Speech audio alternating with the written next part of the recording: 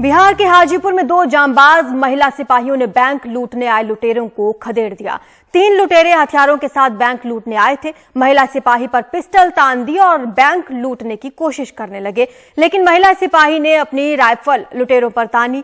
लुटेरों ने महिला सिपाही की राइफल लूटने की भी कोशिश की, जिसमें महिला सिपाही को चोट आई है।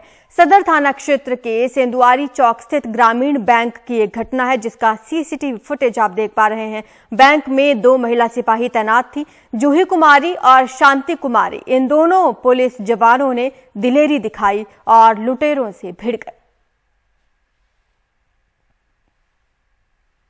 हम उनसे मतलब खूब लड़े, प्रयास किए कि चाहे जो हो जाए तुमको बैंक तो लूटने देंगे नहीं, ना ही हम अपना हथियार तुमको छीनने देंगे, चाहे तुम जो कर लो। फिर जब जूही जो हमारी है वो अपना फ्रेंड उस पर राइफल तानी तो कौकी मारने ही वाली थी कि बस डर से भाग गया वो लोग। कितना का संख्या में? 3 की संख्या में थे। जो है सिंधुवारी में वहाँ पर 3 लड़का क्रिमिनल्स बैंक में चढ़ गया लूटपाट के व्यू से। वहाँ की महिला हमारी जो कांस्टेबल थी वो काफी साहस दिखाते हुए तीनों को भगा दिया गया है और उनका कुछ बाइक वगैरह यहाँ छूटा वगैरह उसको हम लोग अनुसंधान कर रहे हैं और तीनों भाग गया है और अनुसंधान जारी है।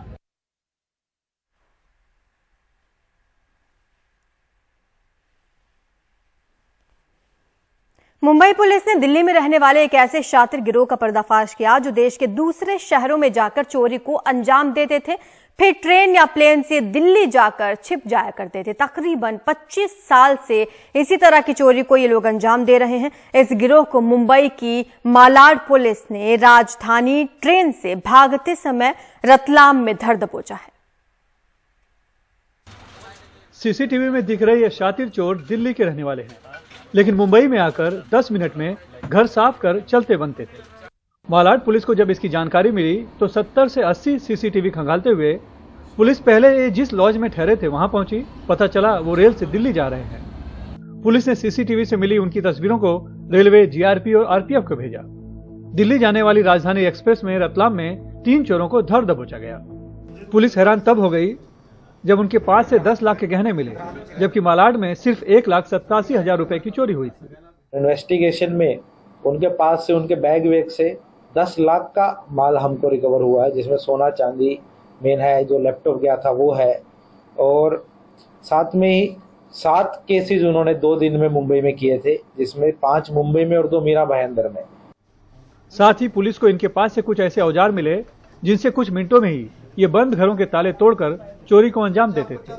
मालाड पुलिस के मुताबिक सभी दिल्ली के रहने वाले हैं और इनके सरगना निजाम निसार शेख पर अकेले दिल्ली में ही चोरी के 96 मामले दर्ज हैं। इनकी खासियत है कि ये सिर्फ 2 दिन के लिए शहर में आते हैं। ज्यादातर पुरानी बिना सीसीटीवी और चौकीदार वाली इमारतों में बंद घरों को निशाना बनाकर ट्रेन या हवाई जहाज से दिल्ली भाग जाते हैं। पुलिस को गुमराह करने के लिए अपने फोन में ये दूसरे राज्यों के सिम कार्ड का इस्तेमाल करते हैं। दिल्ली जाएंगे तो पश्चिम बंगाल का यूज करेंगे, अगर मुंबई आएगा तो दिल्ली का यूज करेंगे। कुछ अलग ट्रिक करते हैं कि जो कि पुलिस को गुमराह करते हैं कि हमारे इन्वेस्टिगेशन में बाधा आवे और वो पकड़े नहीं जावे, और ज्यादा दिन रुकते भी नहीं है। अगर मुंबई में आए तो 2 दिन में वो तो चले जाते हैं। तो उनको, और डे हाउस ब्रेकिंग करने वाले हैं बहुत सारे एक्सपर्ट है, डे करने वाले बहुत कम होते हैं। पुलिस की माने तो ये गिरोह देश के अलग अलग शहरों में 20 से 25 सालों से चोरी को अंजाम देता आ रहा है। किसी भी शहर में ये 2 दिन से ज्यादा नहीं टिकते। पहले दिन देखी और दूसरे दिन चोरी करिए ट्रेन या प्लेन के जरिए दिल्ली भाग जाते थे। इनका साथी सरगना अक्सर अपने साथियों को भी बदलता रहता है। यही वजह है कि ये कई सालों से पुलिस को चकमा देते आ रहे थे, लेकिन आखिरकार मालाड पुलिस ने इन्हें धर दबोचा। हालांकि हवाई जहाज के जरिए भागे इनके 2 साथी अब भी फरार हैं। मुंबई से कैमरामैन प्रवीण रोहित से सुनील सिंह, NDTV इंडिया के लिए। विधानसभा चुनाव की तारीखों का ऐलान होते ही त्रिपुरा में बीजेपी और कांग्रेस नेताओं के बीच झड़प हो गई। इस झड़प में कांग्रेस के राज्य प्रभारी अजय कुमार समेत कई नेता घायल हुए हैं। त्रिपुरा कांग्रेस के नेताओं का आरोप यह है कि बीजेपी कार्यकर्ताओं ने पुलिस की मौजूदगी में हमला किया और पत्थरबाजी भी की। आपको बता दें कि चुनाव आयोग ने कल पूर्वोत्तर भारत के 3 राज्यों त्रिपुरा, नागालैंड और मेघालय के लिए चुनावों की तारीख का ऐलान कर दिया है। त्रिपुरा में 16 फरवरी, मेघालय और नागालैंड में 27 फरवरी को चुनाव होना है।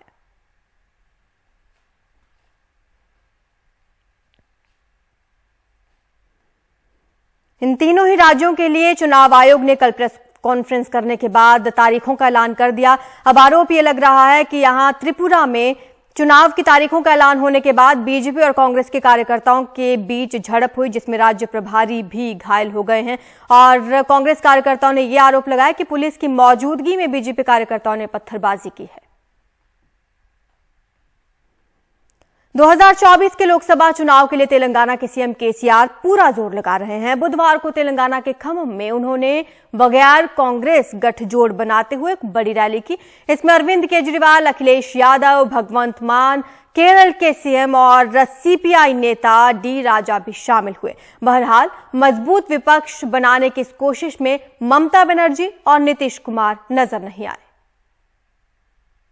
किसानों के लिए मुफ्त बिजली और कल्याणकारी योजनाओं के लिए तेलंगाना को एक आदर्श राज्य के तौर पर पेश करके तेलंगाना के मुख्यमंत्री के चंद्रशेखर राव ने खम्मम में भारत राष्ट्र समिति की पहली जनसभा के मौके पर बीआरएस को राष्ट्रीय दल बनाने की रणनीति जाहिर की।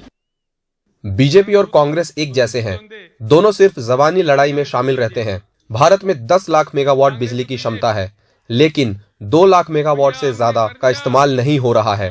कई थर्मल प्रोजेक्ट्स खुलने की तैयारी है। तेलंगाना को छोड़कर सभी राज्यों में बिजली की कटौती होती है। बैठक में 3 मुख्यमंत्री थे, दिल्ली के अरविंद केजरीवाल, केरल के पिनाराई विजयन और पंजाब के भगवंत सिंह मान। इसके अलावा उत्तर प्रदेश के पूर्व मुख्यमंत्री अखिलेश यादव और सीपीआई के डी राजा भी शामिल थे। गैर बीजेपी, गैर कांग्रेसी नेताओं का ये जमघट आइंदा के लिए एक गठबंधन की नींव हो सकता है। अभी कल ही भारतीय जनता पार्टी की मीटिंग खत्म हुई है और उन्होंने कहा कि 400 दिन बाकी हैं। हमें तो लगता था कि ये सरकार तो वो है जो दावा करती थी कि हटेगी नहीं। अब तो वो स्वयं स्वीकार कर रही है कि अब 400 दिन हैं। जो सरकार अपने दिन गिनने लगे, जो सरकार अपने दिन बताने लगे, समझ लो ये 400 दिन बाद सरकार रुकने वाली नहीं है। अब तो 399 दिन बचे हैं। हमें लड़ना नहीं है, हमें सीखना है एक दूसरे से। अगर हम एक दूसरे से सीखने की कोशिश करें तो हमारा देश कहां से कहां पहुंच सकता है, बहुत आगे बढ़ सकता है हमारा देश। द स्टेट गवर्नमेंट इज राज्य सरकार शासन और जनोपयोगी सेवाओं को सुधार रही है। ये काम तेलंगाना के लोगों के लिए हो रहा है।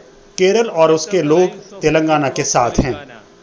इन दलों के बीच एक सूत्र ये है कि सभी को बीजेपी कड़ी चुनौती दे रही है। बीआरएस की पहली मीटिंग के लिए हजारों की संख्या में खम्मम में लोगों को इकट्ठा कर दिया गया है। केसीआर ने पहले भी एक non BJP, non Congress federal front तैयार करने की कोशिश की थी, लेकिन वो फोटो अपॉर्चुनिटी के आगे नहीं बढ़ा। इसलिए अब ये पॉलिटिकल ऑल्टरनेटिव का विकल्प खड़ा कर दिया गया है, ताकि न सिर्फ तेलंगाना में जहां चुनाव होने वाले हैं उसके लिए तैयारी हो जाए, और फिर आगे चलकर अगर भविष्य में राजनीतिक माहौल अगर बदलता है तो उसके लिए भी तैयार होने की कोशिश है। खम्मम से कैमरा पर्सन नागराजू के साथ उमा सुदीन, एनडीटीवी इंडिया के लिए।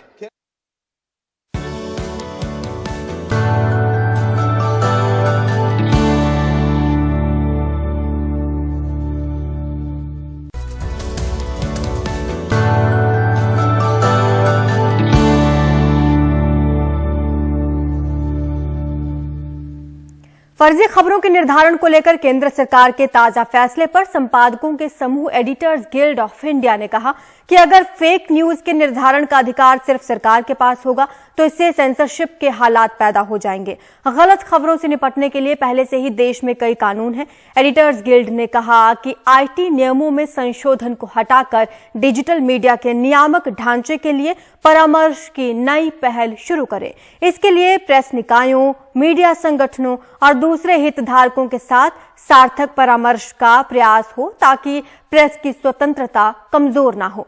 आपको बता दें कि मसौदा संशोधन में ये प्रावधान है कि प्रेस सूचना ब्यूरो यानी कि पीआईबी जिस खबर को गलत ठहरा देगी उसे सोशल मीडिया कंपनियों को हटाना पड़ेगा।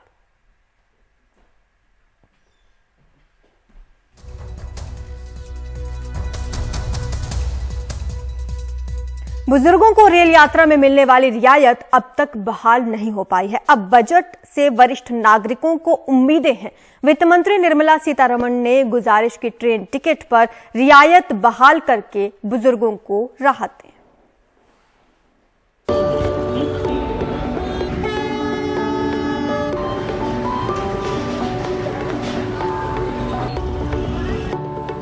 कालका के रघुवंश मल्होत्रा पत्नी के साथ दिल्ली आए हैं। रिश्तेदार के यहां गुड़गांव जाना है। वित्त मंत्री से बजट में ट्रेन में बुजुर्गों के लिए रियायत बहाल करने की गुजारिश भी है और उम्मीदें भी।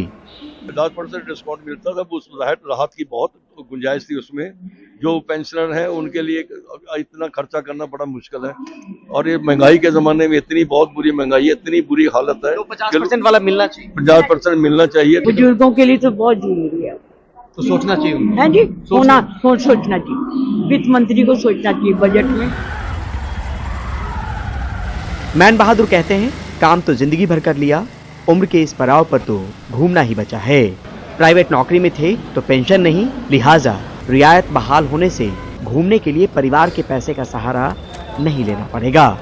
हाँ, कहीं जाना होगा तो आसान तो हो ही जाएगा। अब हमको आने जाना आना है कहीं घूमने के लिए, और क्या करना है, काम तो होगा नहीं। फरीदाबाद के रहने वाले राम कुमार गुप्ता की दलील तीर्थ यात्रा करने की है। टिकट पर छूट मिलेगी तो ज्यादा तीर्थ यात्रा करने में आसानी होगी। यात्रा करनी हो, कहीं जाना हो तो थोड़ा आदमी जल्दी सोच लेता है, अभी थोड़ा सोच के हिसाब लगाता है।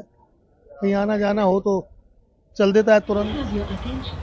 बिहार के शीतल प्रसाद सिंह कहते हैं कि बीमारी और लाचारी भी इस उम्र में यात्रा की बड़ी वजह है। डॉक्टर को दिखाना हो या दवा की जरूरत हो, सबके लिए पैसा चाहिए, और महंगाई भला कहाँ कम है। सीनियर सिटीजन शौक से नहीं जाते हैं घूमने। अब अगर कहीं करने तीर्थ यात्रा भी करना है तो जो शरीर में थोड़ा ताकत रहता है वही सब जाते हैं ना। बुजुर्ग तो लाचारी में कहीं कुछ वैसा हो गया, तब अगर एम्स में दिखाना है, कहीं कुछ कारण हो गया, तब जाते हैं। छूट को लेकर दलीलें बेशक अलग अलग हैं, लेकिन भाव एक ही है। टिकट रियायत से होने वाली बचत बुजुर्गों के लिए उम्र के इस पड़ाव पर एक बड़ा सहारा है। रियायत से बोझ बढ़ने की दलील बेशक हो, पर हमारी सामाजिक व्यवस्था में बड़े बुजुर्ग बोझ नहीं होते। उनके प्रति परिवार की जिम्मेदारी तो होती ही है, पर क्या सरकार की नहीं? तो उम्मीद भरी इस गुजारिश पर मुमकिन हो तो वित्त मंत्री जी गौर कीजिए, क्योंकि आपकी दी हुई रियायत उनके लिए बड़ी राहत है, जो उम्र के इस पड़ाव पर उनकी राह आसान करती है। नई दिल्ली से Parimal Kumar, NDTV India. Mumbai Goa highway पर बड़ा सड़क हादसा हुआ है, 9 लोगों की मौत की खबर है। बता दें, मानगांव के पास ये दुर्घटना हुई है। ट्रक और कार की आमने सामने से टक्कर हुई। कार के परखच्चे उड़ चुके हैं और कार में बैठे यात्रियों की मौत हो गई है। मृतकों में 5 पुरुष, 3 महिला और 1 बच्ची शामिल है। साथ ही एक छोटा बच्चा घायल है। अस्पताल में इलाज जारी है। आज सुबह करीब 4:45 बजे यह हादसा हुआ है, जिसके बाद घायलों को अस्पताल में भर्ती करा दिया गया है। मुंबई गोवा हाईवे पर से ये तस्वीरें सामने आई हैं, जहां पर यह बड़ा सड़क हादसा हुआ। 9 लोगों की मौत की खबर है।